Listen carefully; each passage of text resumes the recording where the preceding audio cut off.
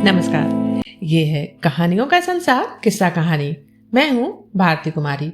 आजकल आप सबको सुना रही हूँ कथेतर के अंतर्गत अनुपम मिश्र की लिखी हुई किताब आज भी खरे हैं तालाब। इस किताब को लेखक ने 10 भागों में बांटा है और आप 2 अध्याय सुन चुके हैं इसके। आज मैं तीसरा अध्याय सुनाऊंगी। पिछले जो 2 अध्याय थे उसका सार यही है कि खासकर दूसरे अध्याय का सार था कि तालाब बनाने की प्रक्रिया शुरू होती है।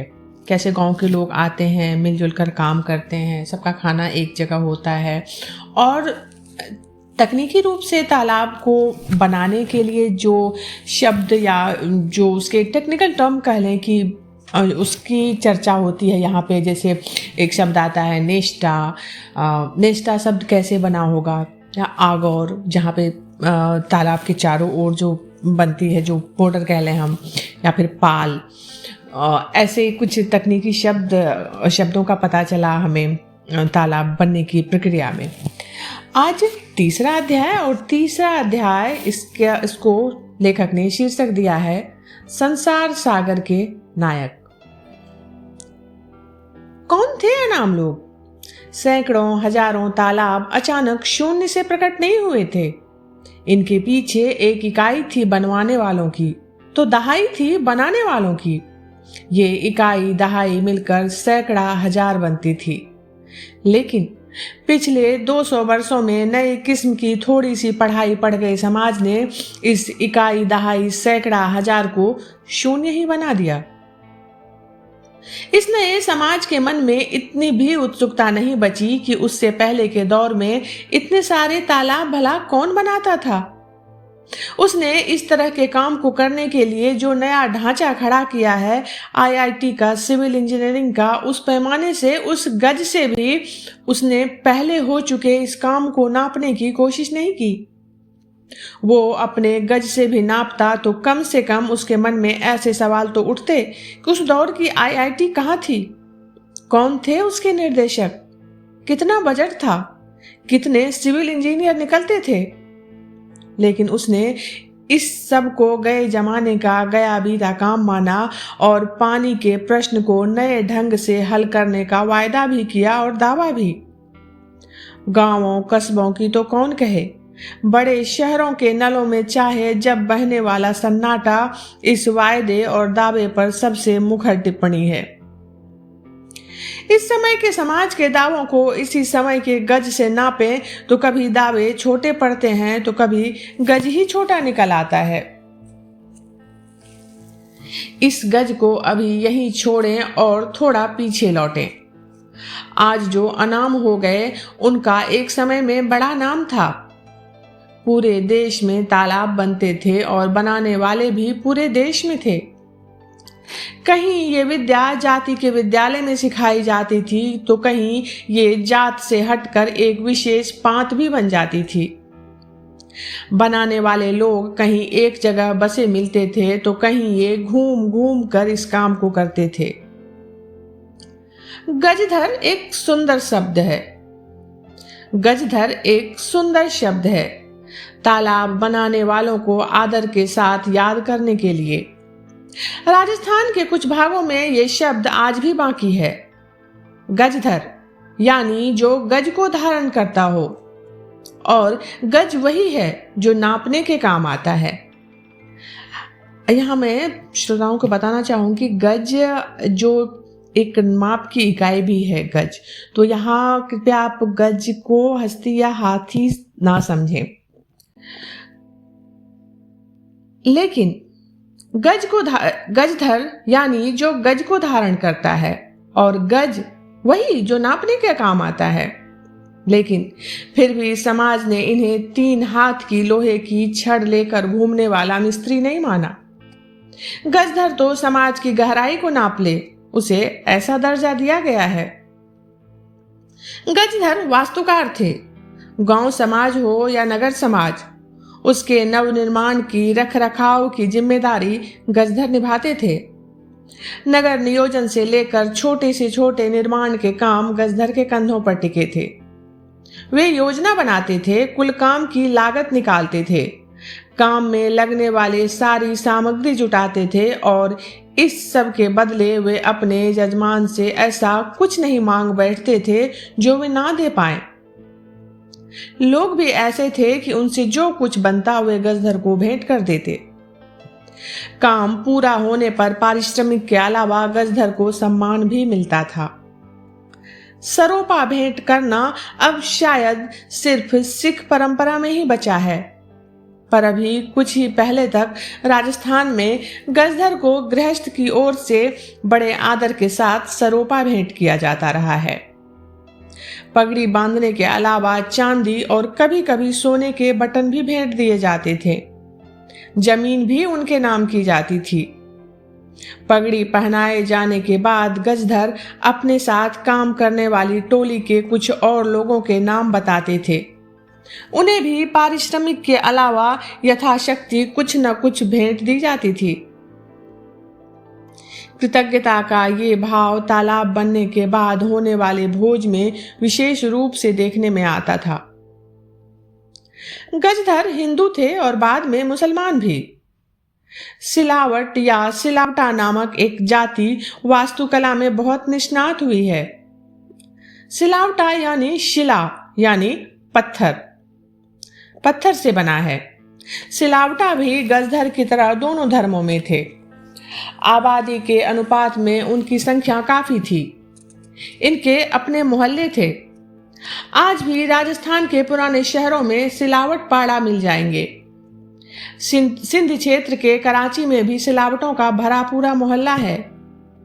गजधर और सिलावटा एक ही काम को करने वाले ये दो नाम कहीं कहीं एक ही हो जाते थे। जैसलमेर और सिंध में सिलावटों के नायक ही गजधर कहलाते थे। कराची में भी इन्हें सम्मान से देखा जाता था। बंटवारे के बाद पाकिस्तान मंत्रिमंडल में भी एक सिलावट हाकिम मोहम्मद गजधर की नियुक्ति हुई थी। इनकी एक धारा तोमर वंश तक जाती है और समाज के निर्माण के सबसे ऊंचे पद को भी छूती रही है। अनंगपाल तंवर ने भी कभी दिल्ली पर झंडा लहराया था। अभ्यस्त आंखों का सुंदर उदाहरण थे गजधर। गुरु शिष्य परंपरा से काम सिखाया जाता था। नए हाथ को पुराना हाथ इतना सिखाता, इतना उठाता कि वो कुछ समय बाद जोड़िया बन जाता। जोड़िया यानी गजधर का विश्वसनीय साथी। एक गजधर के साथ कई जोड़िया होते थे। कुछ अच्छे जोड़ियों वाले गजधर स्वयं इतने ऊपर उठ जाते थे कि बस फिर उनका नाम ही कह गजधर रह जाता, पर उनका गज छूट जाता। अच्छे गजधर की यही परिभाषा थी कि वे औजारों को हाथ नहीं लगाते, सिर्फ जगह देखकर निर्णय लेते कि कहाँ क्या करना है। वे एक जगह बैठ जाते और सारा काम उनके मौखिक निर्देश पर चलता रहता। औजारों का उपयोग करते करते इतना ऊपर उठना कि फिर उनकी जरूरत ही ना रहे, ये एक बात है, पर कभी औजारों को हाथ ही नहीं लगाना, ये दूसरी बात है। ऐसे सिद्ध सिरभाव कहलाते थे। सिरभाव किसी भी औजार के बिना पानी की ठीक जगह बताते थे। कहते हैं भाव आता था उन्हें, यानी कि बस पता चल जाता था। सिरभाव कोई जाति विशेष से नहीं होते थे, बस किसी किसी को ये सिद्धि मिल जाती थी। जल सूंघा यानी भूजल को सूंघ कर बताने वाले लोग भी सिरभाव जैसे ही होते थे, पर वे भूजल की तरंगों के संकेत को आम या जामुन की लकड़ी की सहायता से पकड़कर पानी का पता बताते थे। ये काम आज भी जारी है। ट्यूबवेल खोदने वाली कंपनियां पहले अपने यंत्र से जगह चुनती हैं, फिर उन्हें बुलाकर और पक्का कर लेती हैं कि पानी मिलेगा या नहीं। सरकारी क्षेत्रों में भी बिना कागज पर दिखाए इनकी सेवाएं ले ली जाती हैं। सिलावटा शब्द मध्य प्रदेश तक जाते जाते एक मात्रा खोकर सिलावट बन जाता है, पर गुण ज्यों के त्यों रहते हैं। कहीं कहीं मध्य प्रदेश में सिलाकार भी थे। गुजरात में भी इनकी अच्छी आबादी है, वहां ये सलाट कहलाते हैं। इनमें हीरा सलाट पत्थर पर अपने काम के कारण बहुत ही प्रसिद्ध हुए हैं। कच्छ में गजधर गईधर हो गए हैं। इनका वंश वृक्ष इंद्र देवता के पुत्र जयंत से प्रारंभ होता है। गजधरों का एक नाम सूत्रधार भी रहा है। यही बाद में गुजरात में ठार और देश के कई भागों में सुधार हो गया। गजधरों का एक शास्त्रीय नाम स्थपति भी था, जो थवई की तरह आज भी प्रचलित है। पथरोट और टकारी भी पत्थर पर होने वाले कामों के अच्छे जानकार थे और तालाब बनाने के काम में भी लगते थे। मध्य प्रदेश में पथरौटा नाम के गांव और मोहल्ले आज भी इनकी याद दिलाते हैं। टकारी दूर दक्षिण तक फैले हुए थे और इनके मोहल्ले टकेरवाड़ी कहलाते थे। संसार है माटी का और इस माटी का पूरा संसार जानने वालों की कमी नहीं थी। ये मटकूट थे तो कहीं मटकूड़ा, और जहां ये बसते थे वे गांव कटकुली कहलाती थे। सोनकर और सुनकर शब्द सोने का काम करने वालों के लिए थे, पर यह सोना नहीं, मिट्टी ही था। सोनकर या सुनकर राजलहरिया भी कहलाते थे। ये अपने को रघुवंश के सम्राट सगर के बेटों से जोड़ते थे।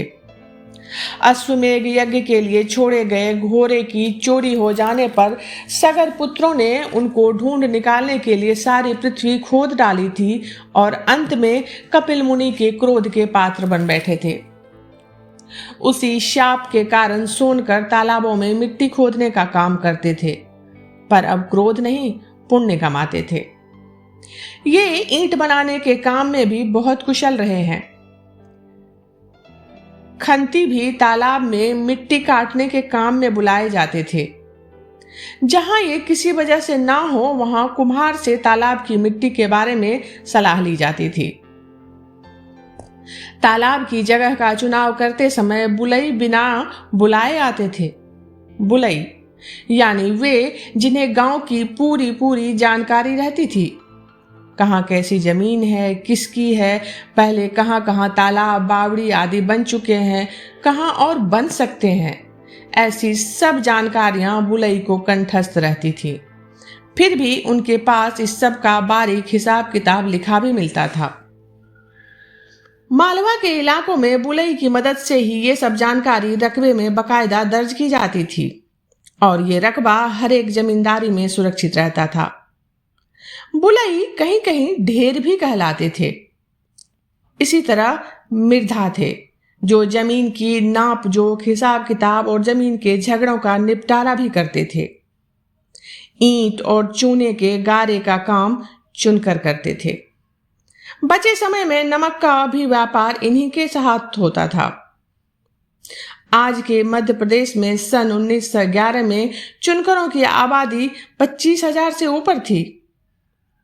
उधर उड़ीसा में लुनिया मुरहा और सांसिया थे। अंग्रेज के समय सांसियों को अपराधी जाति बताकर पूरी तरह तोड़ दिया गया था। नए लोग जैसे तालाबों को भूलते गए वैसे ही उनको बनाने वालों को भी। भूले बिसरे लोगों की सूची में दुसाध, नौनिया, गोंड, प्रधान, कोल, ढीमर, ढींवर, भोई भी आते हैं। एक समय था जब ये तालाब के अच्छे जानकार माने जाते थे। आज भी इनकी उस भूमिका को समझने के विवरण भी हम खो बैठे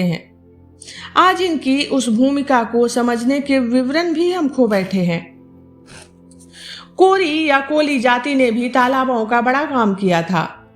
सैकड़ों तालाब बनाने वाले कोरियों के बारे में आज ठीक ढंग की जानकारी देने वाली एक पंक्ति भी नहीं मिल पाती। लेकिन एक समय था जब बहुत से क्षेत्र कोली जाति के सदस्यों को अपने यहाँ बसाने के लिए कई तरह की सुविधाएं जुटाते थे। महाराष्ट्र, गुजरात के अनेक गांवों में उन्हें जो जमीन दी जाती थी उनका लगान माफ कर दिया जाता था। ऐसी जमीन बारा या वारो कहलाती थी। सचमुच लौह पुरुष थे अगरिया। ये जाति लोहे के काम के कारण जानी जाती थी, पर कहीं कहीं अगरिया तालाब भी बनाते थे। तालाब खोदने के औजार गेंती, फावड़ा, बेल, मेटाक, तसले या तगाड़ी बनाने वाले लोग उन औजारों को चलाने में भी किसी से पीछे नहीं थे। बेल से ही बेलदार शब्द बना है।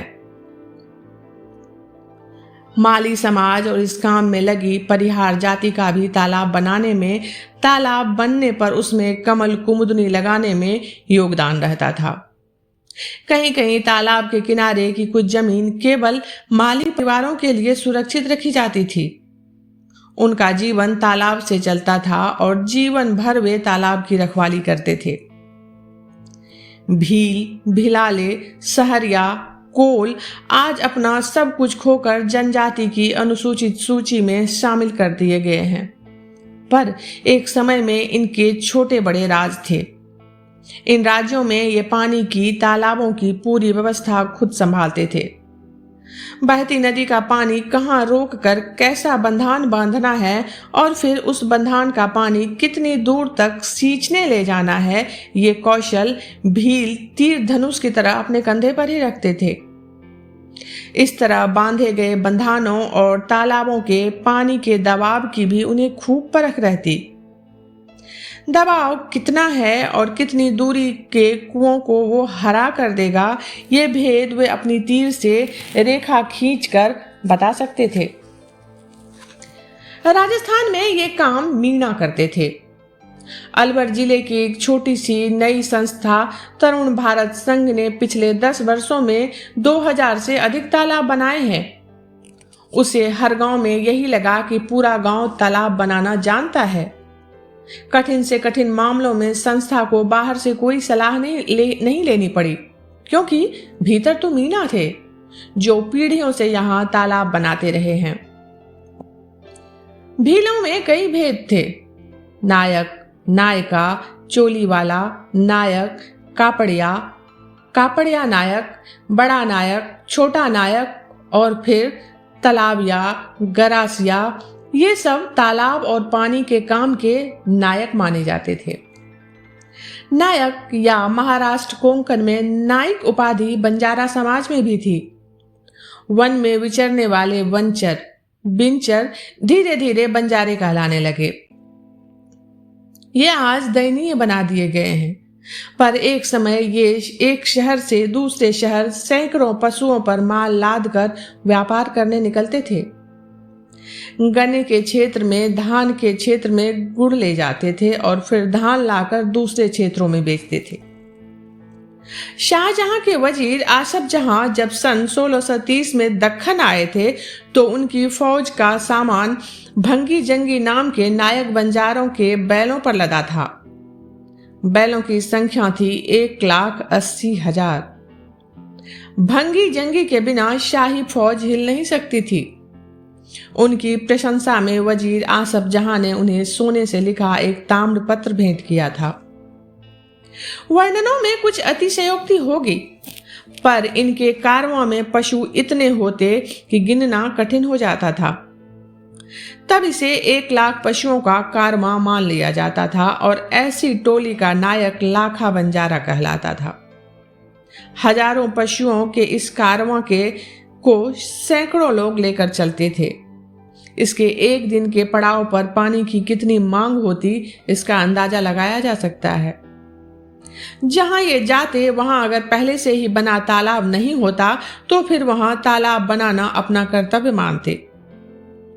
मध्य प्रदेश के सागर नाम की जगह में बना सुंदर और बड़ा तालाब ऐसे ही किसी लाखा बंजारे ने बनाया था। छत्तीसगढ़ में आज भी कई गांवों के लोग अपने तालाब को किसी लाखा बंजारे से जोड़कर याद करते हैं।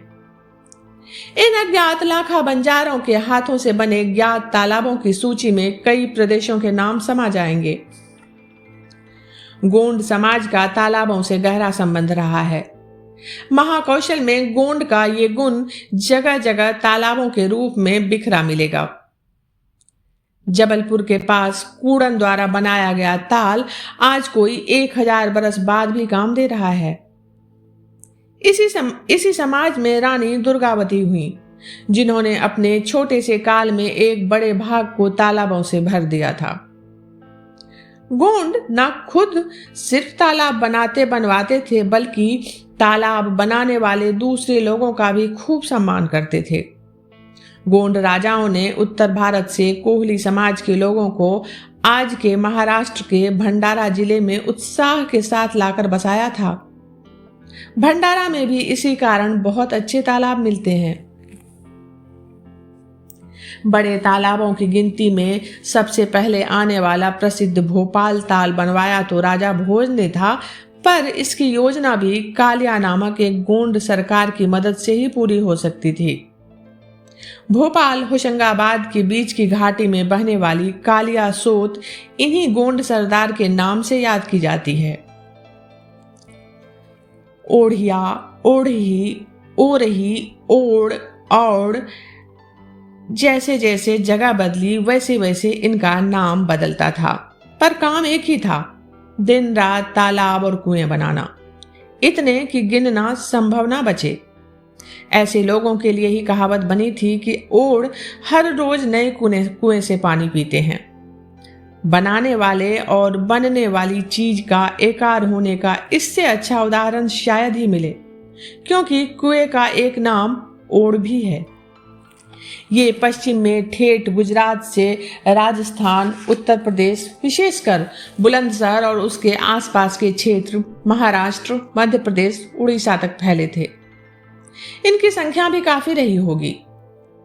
उड़ीसा में कभी कोई संकट आने पर 9 लाख ओढ़ियों के धार नगरी में पहुंचने की कहानी मिलती है। ये गधे पालते थे। कहीं ये गधों से मिट्टी ढोकर केवल पाल बनाते थे, तो कहीं तालाब की मिट्टी काटते थे। प्रायः स्त्री पुरुष एक साथ काम करते थे। ओढ़ी मिट्टी के अच्छे जानकार होते थे। मिट्टी के रंग और मिट्टी की गंध से स्वभाव पढ़ लेते थे। मिट्टी की सतह और दबाव भी खूब पहचानते थे। राजस्थान में तो आज भी कहावत है कि ओढ़ी कभी दबकर नहीं मरते। प्रसिद्ध लोक नायिका जसमा ओढ़न धार नगरी के ऐसे ही एक तालाब पर काम कर रही थी जब राजा भोज ने उसे देख अपना राजपाट तक छोड़ने का फैसला ले लिया था।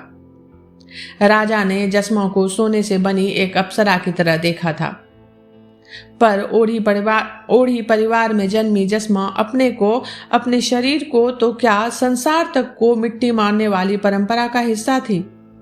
अपने कर्तव्यों को छोड़कर जो नहीं करने लायक था वो भी करने लगा था। जसमा ऐसे राजा की रानी बनने से पहले मृत्यु का वरण करना तय करती है। राजा का नाम मिट गया, पर जसमा ओढ़न का नाम जस आज भी उड़ीसा से लेकर छत्तीसगढ़, महाकौशल, मालवा, राजस्थान और गुजरात में फैला हुआ है। सैकड़ों बरस बीत गए हैं। इन हिस्सों में फसल कटने के बाद आज भी रात रात भर जसमा ओढ़न के गीत गाए जाते हैं, नौटंकी खेली जाती है। भवई के मंचों से लेकर भारत भवन, राष्ट्रीय नाट्य विद्यालय तक में जसमा ओढ़न के चरण पड़े हैं। जसमा ओढ़न का यश तो लोगों के मन में बाकी रहा, पर ओढ़ियों का तालाब और कुएं वाला यश नए लोगों ने भुला दिया है। जो सचमुच राष्ट्र निर्माता थे, उन्हें अनिश्चित रोजी रोटी की तलाश में भटकने के लिए मजबूर कर दिया गया है। कई ओढ़ी आज भी वही काम करते हैं। इंदिरा नहर को बनाने में हजारों ओढ़ी लगे थे, पर जस चला गया है उनका। उड़ीसा में ओढ़ियों के अलावा सोनपुरा और महापात्रे भी तालाब और कुएं निर्माता रहे हैं। ये गंजाम, पुरी, कोणार्क और आसपास के क्षेत्रों में फैले थे। सोनपुरा बालंगीर जिले के सोनपुर गांव से निकले थे। एक तरफ ये मध्य प्रदेश जाते थे और दूसरी तरफ नीचे आंध्र तक। खरिया जाति रामगढ़, बिलासपुर और सरगुजा के आसपास तालाब, छोटे बांध और नहरों का काम करती थी। 1971 की जनगणना में इनकी संख्या 23,000 थी।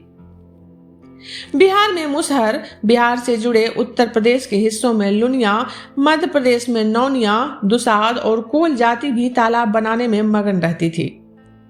मुसहर, लुनिया और नौनिया आज जैसे लाचार नहीं थे। 18वीं सदी तक मुसहरों को तालाब पूरा होने तक पर उचित पारिश्रमिक के साथ साथ जमीन भी दी जाती थी। तालाब बनने पर नौनिया लुनिया की पूजा होती थी। मिट्टी के पारखी मुसहर का समाज में अपना स्थान था। चौहरमल उनके एक शक्तिशाली नेता थे किसी समय में। श्री शैलेश दुसाध के पूज्य थे। इनके गीत जगह जगह गाए जाते हैं और दूसरे लोग भी इज्जत देते थे। दुसाध जब श्री शैलेश के यज्ञ करते हैं तो अन्य जातियों के लोग भी उसमें भाग लेते हैं। इन्हीं इलाकों में बसी थी दाढ़ी नामक जाति। ये कठिन और मेहनती काम करने के लिए प्रसिद्ध थी और इस सूची में तालाब और कुआं तो शामिल था ही। बिहार में आज भी किसी कठिन काम का ठीक हल ना सूझे तो कह देते हैं दाढ़ी लगा दो। दाढ़ी बहुत ही सुंदर मजबूत काठी की जाती थी। इस जाति के सुडौल गठीले शरीर मछली गिनने का न्योता देते थे। आज के बिहार और बंगाल में बसे संथाल भी सुंदर तालाब बनाते थे। संथाल परगने में बहुत कुछ मिट जाने के बाद भी कई आहर यानी तालाब संथालों की कुशलता की याद दिलाने खड़े हैं। महाराष्ट्र के नासिक क्षेत्र में कोहलियों के हाथों इतने बंधान और तालाब बने थे कि इस हिस्से पर अकाल की छाया नहीं पड़ती थी। समुद्र तटवर्ती गोवा और कोंकण प्रदेश घनघोर वर्षा के क्षेत्र हैं, पर यहाँ वर्षा का मीठा पानी देखते ही देखते खारे पानी के विशाल समुद्र में मिल जाता है। ये गावड़ी जाति की ही कुशलता थी कि पश्चिम घाट की पहाड़ियों पर ऊपर से नीचे तक कई तालाबों में वर्षा का पानी वर्ष भर रोक कर रखा जाता था। यहाँ और इससे ही जुड़े कर्नाटक के उत्तरी कन्नड़ क्षेत्र में चीरे नामक पत्थर मिलता है। तेज बरसात और बहाव को इसी पत्थर के सहारे बांधा जाता है। चीरे पत्थर को खानों से निकालकर एक मानक आकार में तराशा जाता रहा है। इस आकार में रत्ती भर परिवर्तन नहीं आया है। इतना व्यवस्थित काम बिना किसी व्यवस्थित ढांचे के नहीं हो सकता था। बुद्धि और संगठन का एक ठीक तालमेल खड़े किए बिना देश में इतने सारे तालाब ना तो बन सकते थे ना टिक ही सकते थे। ये संगठन कितना चुस्त दुरुस्त रहा होगा, इस प्रश्न का उत्तर दक्षिण की एक झलक से मिलता है। दक्षिण में सिंचाई के लिए बनने वाले तालाब एरी कहलाते हैं। गांव गांव में एरी थी और अपेक्षा के 200 वर्षों के इस दौर के बावजूद इनमें से हजारों एरियां आज भी सेवा कर रही हैं। गांव में पंचायत के भीतर ही एक और संस्था होती थी, एरी वारियम में गांव के 6 सदस्यों की 1 वर्ष के लिए नियुक्ति होती थी। एरी से संबंधित हर एक काम, एरी बनाना, उसका रखरखाव, सिंचाई की उचित और निष्पक्ष व्यवस्था और इन सब कामों के लिए सतत साधन जुटाना वारियम के जिम्मे होता था। वारियम के 6 सदस्य इन कामों को ठीक से नहीं कर पाए तो उन्हें नियुक्ति के अवधि से पहले ही हटाया जा सकता था। यहाँ एरी बनाने का काम वो दार करते थे। सिंचाई की पूरी व्यवस्था के लिए एक पद होता था। इसे अलग अलग क्षेत्र में नीरगंटी, नीर आनी, कंबकट्टी और मायन थोट्टी के नाम से जाना जाता था। तालाब में कितना पानी है, कितने खेतों में सिंचाई करनी है, पानी का कैसा बंटवारा करना है, ये सारे काम नीरघंटी करते थे। नीरघंटी का पद अनेक क्षेत्रों में सिर्फ हरिजन को ही दिया जाता था और सिंचाई के मामले में उनका निर्णय सर्वोपरि रहता था। किसान कितना भी बड़ा क्यों ना हो, इस मामले में नीरघंटी से छोटा ही माना जाता था। एक तरफ दक्षिण में नीरघंटी जैसे हरिजन थे तो पश्चिम में पालीवाल जैसे ब्राह्मण भी थे। जैसलमेर जोधपुर के पास 10वीं सदी में पल्ली नगर में बसने के कारण ये पल्लीवाल या पालीवाल कहलाए। इन ब्राह्मणों को मरुभूमि में बरसने वाले थोड़े से पानी को पूरी तरह से रोक लेने का अच्छा कौशल सध गया था। वे खड़ीन के अच्छे निर्माता थे। मरुभूमि का कोई ऐसा बड़ा टुकड़ा जहां पानी बहकर आता हो, वहां 2 या 3 तरफ से मेड़बंदी कर पानी रोककर विशिष्ट ढंग से तैयार बांधनुमा खेत को खड़ीन कहा जाता है। खड़ीन खेत बाद में है, पहले तो तालाब ही है। मरुभूमि में सैकड़ों मन अनाज इन्हीं खड़ीनों में पैदा किया जाता रहा है। आज भी जोधपुर, जैसलमेर, बाड़मेर क्षेत्र में सैकड़ों खड़ीन खड़ी हैं। लेकिन पानी के काम के अलावा स्वाभिमान भी क्या होता है, इसे पालीवाल ही जानते हैं। जैसलमेर में ना जाने कितने गांव पालीवालों के थे। राजा से किसी समय विवाद हुआ, एक बस रातों रात पालीवालों के गांव खाली हो गए। एक से एक कीमती सुंदर घर, कुएं, खड़ीन सब छोड़कर पालीवाल राज्य से बाहर हो गए। आज उनके वीरान गांव और घर जैसलमेर में पर्यटक को गाइड बड़े गर्व से दिखाते हैं। पालीवाल वहां से निकलकर कहां गए इसका ठीक अंदाजा नहीं है, पर एक मुख्य धारा आगरा और जौनपुर में जा बसी थी। महाराष्ट्र में चित्तपावन ब्राह्मण भी तालाब बनाने से जुड़े थे। कुछ दूसरे ब्राह्मणों को ये ठीक नहीं लगा कि ब्राह्मण मिट्टी खोदने और ढोने के काम में लगे हैं। कथा है वासुदेव चित्तले नामक चित्तपावन ब्राह्मण की। वासुदेव ने कई तालाब, बावड़ी और कुएं बनाए थे। जब वे परशुराम क्षेत्र में एक बड़ा सरोवर बना रहे थे और उनके कारण अनेक ब्राह्मण भी मिट्टी खोद रहे थे, तो देवरुख नामक स्थान से आए ब्राह्मणों के एक समूह ने उनका विरोध किया। तब वासुदेव ने उन्हें शाप दिया कि जो भी ब्राह्मण तुम्हारा साथ देंगे वो तेजहीन होकर लोगों की निंदा के पात्र बनेंगे। उस चित्तपावन के शाप के बाद में ये लोग देवरुख ब्राह्मण कहलाए। देवरुख ब्राह्मण तेजहीन हुए कि नहीं, लोक निंद बने कि नहीं, पता नहीं, लेकिन चित्तपावन ब्राह्मण अपने क्षेत्र में और देश में भी हर मामले में अपनी विशेष पहचान बनाए हुए हैं। कहा जाता है कि पुष्करना ब्राह्मणों को भी तालाब ने ही उस समय समाज में ब्राह्मण का दर्जा दिलाया था। जैसलमेर के पास पोखरण में रहने वाला ये समूह तालाब बनाने का काम करता था। उन्हें प्रसिद्ध तीर्थ पुष्कर जी के तालाब बनाने का काम सौंपा गया था। रेत से घिरे बहुत कठिन क्षेत्र में इन लोगों ने दिन रात एक करके सुंदर तालाब बनाया। जब वो भरा तो प्रसन्न होकर इन्हें ब्राह्मण का दर्जा दिया गया। पुष्करना ब्राह्मणों के यहाँ कुदाल रूपी मूर्ति की पूजा की जाती रही है। अपने पूरे शरीर पर राम नाम का गुदना गुदवाने और राम नाम की चादर ओढ़ने वाले छत्तीसगढ़ के रामनामी तालाबों के अच्छे जानकार थे। मिट्टी का काम राम का ही नाम था इनके लिए। रायपुर, बिलासपुर और रायगढ़ जिलों में फैले इस संप्रदाय के लोग छत्तीसगढ़ क्षेत्र में घूम घूम कर तालाब खोदते रहे हैं। संभवतः इस घूमने के कारण ही इन्हें बंजारा भी मान लिया जाता था। छत्तीसगढ़ में कई गांवों में लोग ये कहते हुए मिल जाएंगे कि उनका तालाब बंजारों ने बनाया था। रामनामी परिवारों में हिंदू होते हुए भी अंतिम संस्कार में अग्नि नहीं दी जाती थी, मिट्टी में दफनाया जाता था, क्योंकि उनके लिए मिट्टी से बड़ा और कुछ नहीं। जीवन भर राम का नाम लेकर तालाब का काम करने वालों के लिए जीवन के पूर्ण विराम की इससे पवित्र और कौन सी रीति होगी। आज ये सब नाम अनाम हो गए हैं। उनके नामों को स्मरण करने की ये नाम माला गजधर से लेकर रामनामी तक की नाम माला अधूरी ही है। सब जगह तालाब बनते थे और सब जगह उन्हें बनाने वाले लोग थे। सैकड़ों हजारों तालाब शून्य में से प्रकट नहीं हुए थे, लेकिन उन्हें बनाने वाले लोग आज शून्य बना दिए गए हैं। आज भी खरे हैं तालाब का ये तीसरा अध्याय यही समाप्त होता है।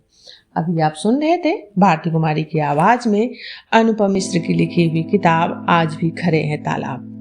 जल्दी ही मिलती हूँ इस किताब के अगले अध्याय के साथ। तब तक आप सब किस्सा कहानी से जुड़े रहिएगा। किस्सा कहानी चैनल आपको अच्छा लग रहा है तो चैनल को लाइक और सब्सक्राइब जरूर कीजिएगा।